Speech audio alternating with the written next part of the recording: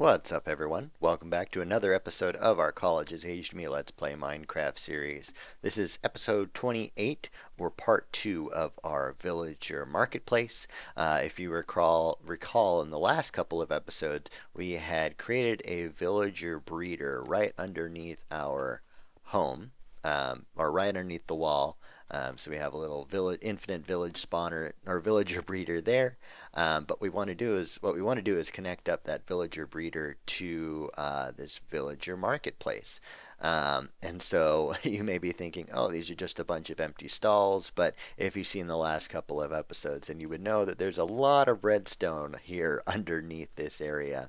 And so underneath here, there's a bunch of double piston extenders. During the nighttime, we put villagers into the stalls, but then during the daytime, we extend the pistons and villagers pop up out of the ground. And then at night time, in order to keep them safe, they go back under. But in this episode, what we want to do, like I said, is we want to hook up that villager breeder to the market.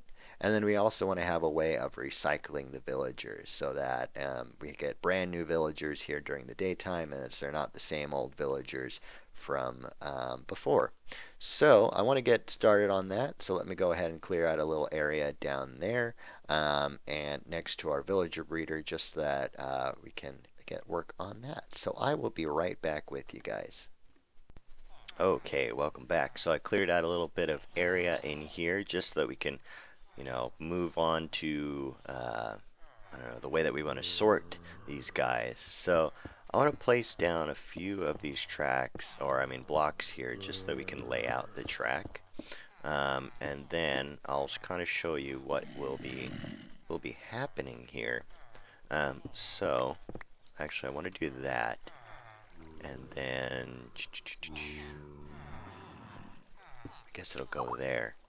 So what we want to do then is kind of like that, and then they'll go up like that. So let's go ahead and remove those tracks there, and then I'm out of powered rails. So we could do that. Let's do that, like that, and then we'll add a powered rail here, as well as we'll add a powered rail here, and I'll show you why that is going to be later. So right now, the track is going to be favoring.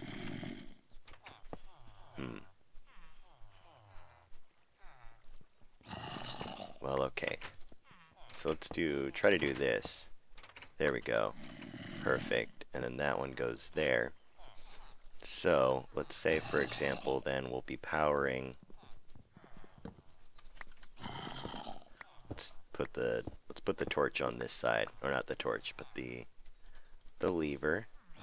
So let's put the lever over here, and then put another lever right there. So it changes the direction of the track. So basically what I want happen is it'll go around in a circle until I'll have like a tripwire hook trigger over here, which will invert the signal for this track and then just cause it to go over on this direction. And then at the same time I'm going to trigger like another minecart or something over here, which will go back on the loop. That may not make sense right now, but you know what, let me turn down the volume of these mobs. There's like a little cave in here full of zombies, and in fact I found it earlier and they killed me. So I kind of want to avoid that area.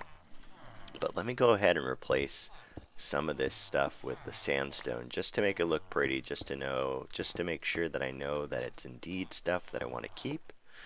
Where's my powered rail? There we go. And like that. So let's see, got another lever.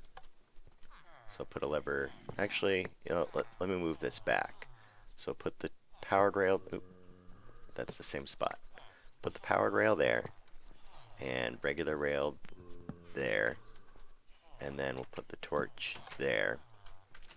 Okay, and then we'll put the tripwire hook kind of like right in this area, and just like in our minecart up in our base, and I guess the base is over in that direction, but just like that minecart, we are going to basically have a minecart go around in circles, and once it picks up one of the villagers, then it will trigger the tripwire hook and then invert the signal here, which will to make the track go this direction instead. So I am going to go ahead and work on that, and once that is all completed, I will go ahead and show you how it all works. So I'll be back with you. Okay, so now we're back. Made a little pen here so that when the villagers do get out of the breeder, or out of the breeder, then they can just plop down into this water pool. And when they're pushed into this corner here, they are able to be clipped by this minecart here. So like see, let's see for example. So if I place the minecart here, it should just go around in a circle. And then once so I have to be careful because I can't trigger that tripwire or else it'll break the system. But otherwise, if we put a minecart there, it'll just go around in a circle. And then since it won't clip with this block, and if there is a villager in that cart, then it will just, it won't damage the villager or damage us if we're put in that cart. So what happens is when a player or a mob is 2 blocks high, it'll trigger or interact with this tripwire, which is hooked up to a what is it called? It's hooked up to a torch down here, which will invert the signal, which will cause this track to change directions, and then it'll go up there. So at the same time, this tripwire hook is connected up to a dispenser, and you saw earlier that this dispenser is full of minecarts. So basically, when the minecart with a villager, or when the minecart picks up a villager, it'll trigger the tripwire hook. The villager will be taken up to our area up there, and then after a brief delay, the dispenser will dispense a minecart, and by that time this track will already realign itself in order to go around in that circle. So basically when the dispenser dispenses the minecart, it'll go over this one, straight through here, and then back around in a circle waiting for the next villager to come by. So that is basically how it works in a nutshell. So let's go ahead and see that in action. So let me go ahead and sit in this minecart. And now we'll trigger the tripwire hook, and then we'll go up. And now we're put into the first stall. So it's already nighttime, and you saw that the tripwire hook, or we had triggered the first stall. So let's go ahead and see the next one in action. And now let's hop in this minecart, and now we'll go up. So we get stopped by the first block, we're pushed into the second stall, which is awesome. So I'm glad that this works, and I finally get to show you that it does work. But let's go ahead and collect these minecarts. And there's one thing that I did notice that will end up break our, or I guess killing the villagers, which we want to avoid. During the daytime, the pistons are extended, but when a minecart is allowed to go into the stall while the pistons or the booth is activated, then the villager will basically suffocate inside of a block, which we want to avoid. So these blocks here are here for a reason, where during the nighttime or during the daytime it allows the blocks to go through, but then it all resets during the night, which is something that we may not want to do. We want it to at least reset during the daytime, but at night, or I mean during the daytime, we don't want well, I'm trying to think. When does it reset?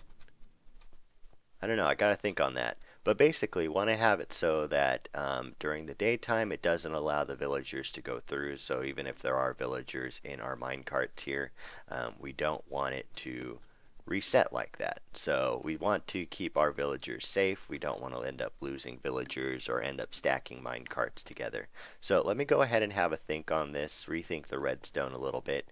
But basically, this section here is done, and as you can see, there's still another minecart going around in circles waiting for another villager to get into it. So let me go ahead and take another break here, and I'll be back with you in just a second.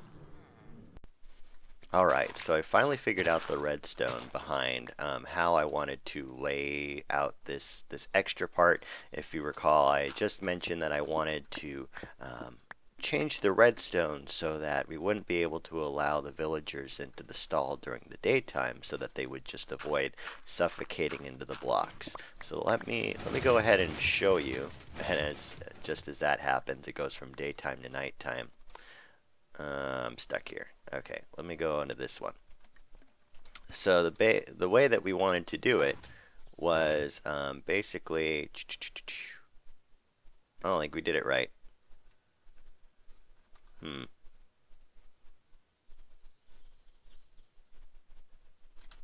Yeah, I don't think I did it right. Give me a second. So we need to get through here. But we want to be able to cause this to reset. So now all of the blocks, or all the stalls should be open now, which they are. Okay, so let's try to get through. No, we can't get through it without triggering it. Oh well. So basically, we want these stalls to reset. And so I changed the redstone so that during the daytime these blocks would be extended. See, so that the redstone right there, it's basically the redstone that would normally feed into here that would reset this entire system, or turn on the system, I guess. And then this way it kind of bypasses this little redstone thing, and then would trigger these pistons. So when this turns on, meaning when that's daytime, this will turn off the torch, which will turn on this torch, which will cause the piston to go that direction. But what I'm thinking, I'm thinking this might be backward.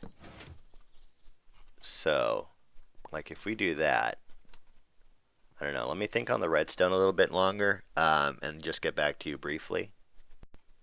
Alright, so now it is daytime, and you're just going to have to trust me that it's fixed. See, this torch is constantly powering this piston here, so that the block will always be pushed to its, the state where the thing is full. So at nighttime, of course, this piston will retract, and it gives it just enough time to allow the whole system to reset. So then once the piston, or once the villager is in the stall, then it'll close off the stall so that the next villager would go on to the next one. So let's go ahead and see what happens. So now, like I said, all of the things are blocked. So let's go ahead and hop in this and see where it takes us. I mean, of course, we'll go all the way to the end there, and I don't know if you saw, but we took some damage from that piece of dirt, so I'm going to have to fix that. So we're going all the way around, and we can't find an open stall. So right now, we're just going to be pushed right here. And that is just fine with us, because now we need to connect this track up to this bottom track, and then also go all the way back to our spawner, or our breeder, so that we could do it all again. And then don't forget, we need to do a loading and unloading system as well. So that's something else we have to think about. So let me go ahead and figure out what I want to do with that, as well as clear out a bunch of the area so that we can get this all taken care of. And that's, like I said, that's what we're going to be doing for the rest of this episode. We're going to be figuring out how to do the loading and unloading, and then also breed enough of our villagers so that we'll be able to have our marketplace up and running. So I'll be back with you. Hey there. So, while I was taking the time to clear out all the stuff and building the materials I need in order to complete this build, I just wanted to take some time in order to let you guys know that there are going to be some changes to my work schedule, which will also affect the ability for me to make and release these videos. So I just wanted to give you a heads up that before I was working Monday, Tuesday, Wednesday, and then I was also working on Saturdays. So it was really helpful, at least for me, in order to release these videos every so often, or on my Wednesday see, I'm trying to remember the days now. It was Wednesday, Friday, Saturday, no, Wednesday, Friday, Sunday schedule. But now that I'm having these changes to my work week, it will be affecting my ability to make and release these videos. So I just wanted to give you a heads up that there will be some of these changes in the near future. So right now what I'm doing is I'm actually making a water, basically it's going to be a water canal. And so I need to have a way of destroying the mine carts, and that's why I have this cactus here, so that, let me put down some tracks actually, so that when the cart rolls up and it'll fall into this area here, basically the cart will get destroyed by the cactus, and the whatchamacallit, the villager will go up into a water channel and flow back into that pen over there, and that's where we're going to keep the villagers, and then so they'll just keep going around in a circle until we need them next, and then so yeah, that's basically what I'm designing here. So I need to hook this up to the area up top. So let me go ahead and mine out this area, and I'm pretty sure it should be like around here. Nope, too far. I'll find it. I will find it, and I will be right back. Okay, so our little minecart destroyer, or I guess collector system, is now completed. So just to recap of what I did, basically there is a track right on top of these blocks of sandstone, and the minecart is allowed to go through it. A villager does not take damage for the glass, and then they fall down here. And so the momentum of the cart pushes the cart into the cactus to destroy the cactus, and then the villager, he automatically, or he jumps up into the water, and then he is taken through the water into, or back into our holding cell, which we still haven't opened yet, by the way. We're still not quite done. I still need a little bit more of the iron ore. As you can see, I have it still in my inventory in order to make more minecarts. So I only have 5 minecarts here, plus the 6th one there. But I need at least enough minecarts to be able to keep this thing cycling. And so just enough to just keep going through. So, I mean, that's basically what I need to do. I'm thinking, though, that I need to slow down the rotations of this cart just a little bit more, just so that we're not constantly pumping out the villagers, but we do have a little bit of a delay there. Sorry guys, I have Skype open. As I told you, I'm opening or joining a server, and for some reason I left the Skype open, so those guys are talking right now. But anyway, so let's go ahead and see how this whole thing works. So we're just going to hop in the minecart. We're going to go all the way around. And so we see that all the tracks are filled. I'm pretty sure I already did this episode, but we'll go all the way around. All the carts are, all the spots are full. And so we finished up this track down here. So let's take the track down. And now we're back into the room. And if we hold space, it'll allow us to go in here, and then it'll take us into the pool. So I want to make sure that the minecart is back in here, and yes, we do have all 5 minecarts. And so the way that I made sure it worked was this this chest here. Basically, the minecart will kind of bounce off of this chest and backward into the hopper, so we avoid any losses, or as many losses as we can. And so that is how that works. So what I want to do now is smelt up this iron ore, and then we'll let the villagers free, and then we'll watch as our thing starts to fill up. So let me go ahead and take care of that, and I will be right back with you. It's dark. Uh-oh. Alright, so it is nighttime now, and so all the stalls should be open. Let's actually go and check that for sure. Okay, so I think they just reset. So all the stalls are now open. So let's go ahead and open this thing up.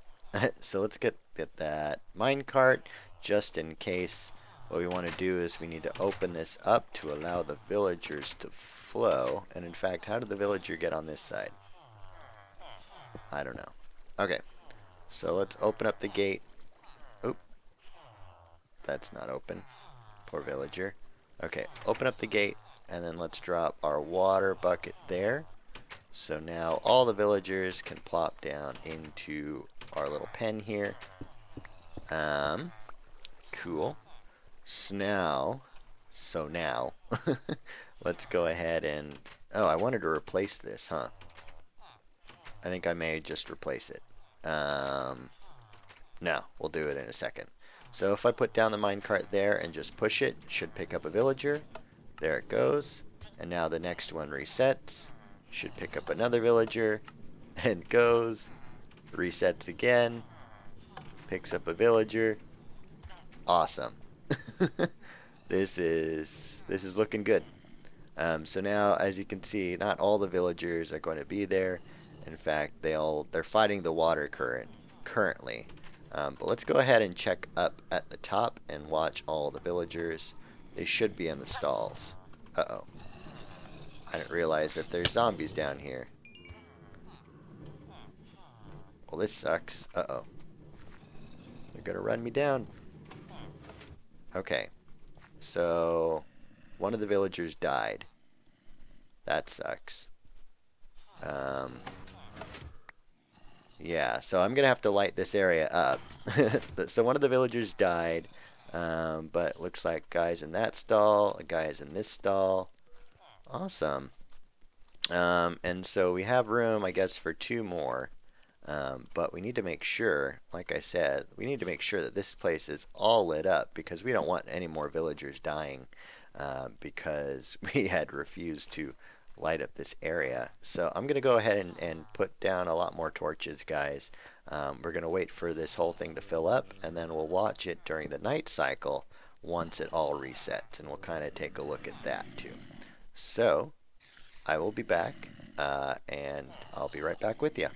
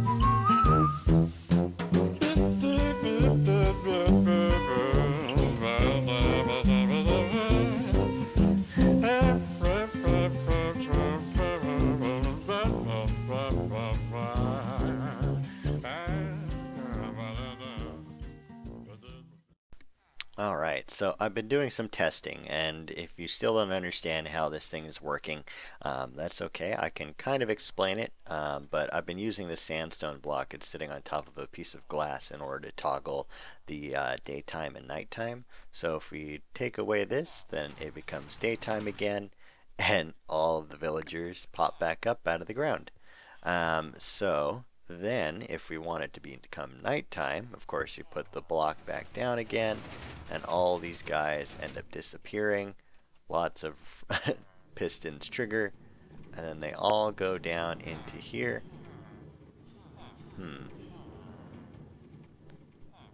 Well, that is not what's that's not what's supposed to happen.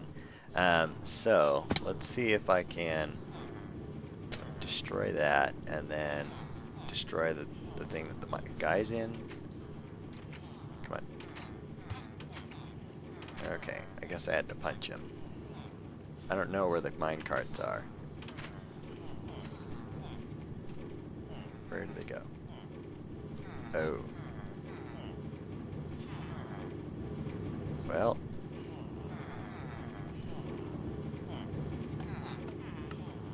You there. I'm sorry. I don't know what is... What's up with this? um... Maybe it has to do with this guy up here?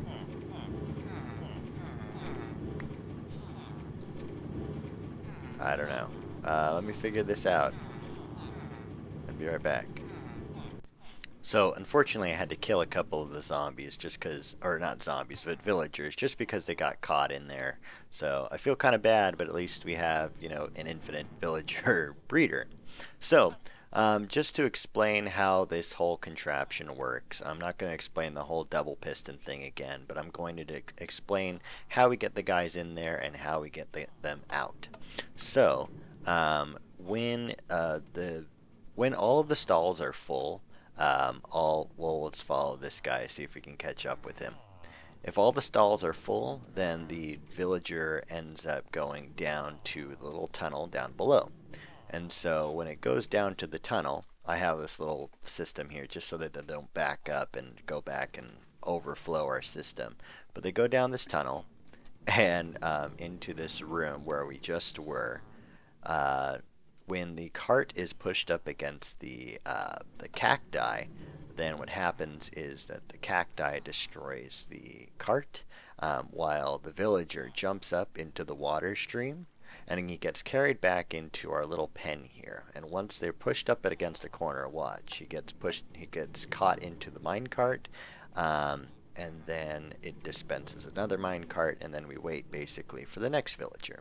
So these villagers end up going around and around in circles until they end up finding a stall. And the stalls are occupied basically all day long, or most of the night actually.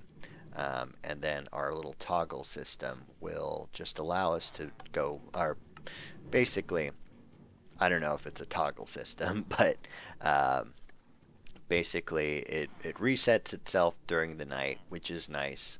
So the goal, I guess, I mean the thing to keep in mind then when we're playing is don't use the bed that often because it'll just end up breaking it. So not as many villagers will be in our breeder. But let us go ahead and, well, see. We'll have to wait until the entire sun is down, and then this whole system resets. So let's wait for the sun to go down. Okay. And then they go back into here. Hopefully it doesn't break again. Uh-oh. Okay. So things seem to be okay. Or kind of.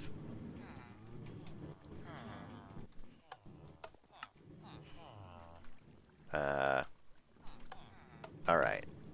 Now it's better. Where's my sandstone? Okay. So I need to figure out a better way, I think, of doing that, just because I don't want that breaking every nighttime. So I think we have to work on our villager overflow, like we don't need too many villagers, or else it is going to end up backing up like, it is going to back up like that. So what if, actually, what if we take away that just to slow down the carts as they're coming by? Maybe. Maybe that's, you know, slow enough. But anyway, I'm just thinking out loud here. So we're pretty much done. So hopefully I think these spots are now filled up. Yep, so we got a little villager in there. So if we sleep, and in the morning, all the guys will pop up. And now we can trade with them all. So I'm really excited because now this is all done and it looks really nice. But yeah, if you guys have any suggestions for future episodes or any ideas for how we can improve this design or incorporate something else into this design, you know, do let me know down in the comments. But otherwise, thank you guys so much for watching. I really do appreciate all the likes you're giving me and all the feedback you're giving me. And so, yeah, I hope you have a wonderful day and see you guys in the next episode.